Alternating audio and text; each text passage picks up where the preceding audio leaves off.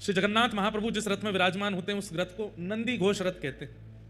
नंदी घोष रथ में महाप्रभु जगन्नाथ जी विराजमान होते हैं और ताल ध्वज रथ में श्री बलभद्र जी, श्री बलराम जी विराजमान होते हैं और दर्प दलन जो व्यासपीठ के पीछे विराजमान है, इस रथ में श्री सुभद्रा जी विराजमान होती हैं।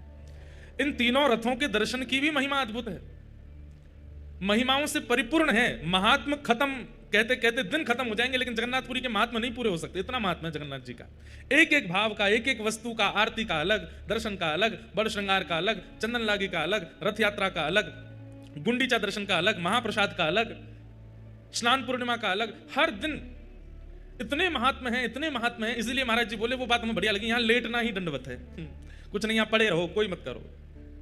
इसलिए हमारा वृंदावन भी कोई कम नहीं है, वो भी ये उड़ीसा का वृंदावन है जगन्नाथपुरी।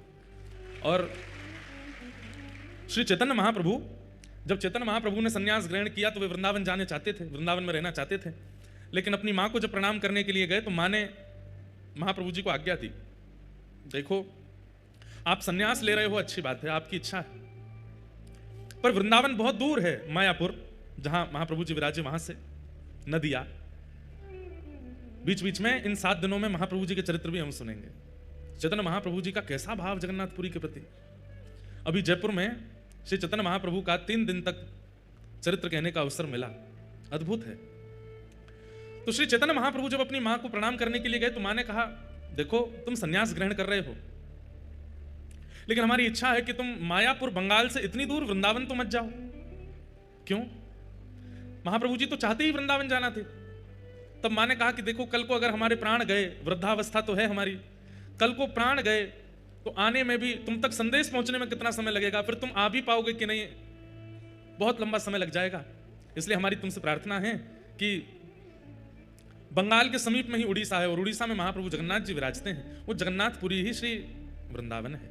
इसलिए और कोई बात हमको नहीं कहनी है, केवल आपसे एक ही निवेदन करना है कि आप जगन्नाथपुरी में विराजो। तो अपनी मैया के वचन निभाने के लिए श्री चैतन्य महाप्रभु जगन्नाथपुरी में रहे, जगन्नाथपुरी में निवास किया। तो महाप्रभु जी श्री मंदिर को जहां जगन्नाथ जी विराजते हैं उसे द्वारिकापुरी मानते थे, और गुंडीचा जहां ठाकुर जी रथ में बैठ के जाते हैं उसको वृंदावन मानते थे। साक्षात समुद्र को ही श्री यमुना जी का स्वरूप मानते थे, और लीलाचल पर्वत को श्री गिरिराज जी मानते थे। यहाँ की जो गलियां हैं इन्हीं को कुंज गली मानते थे।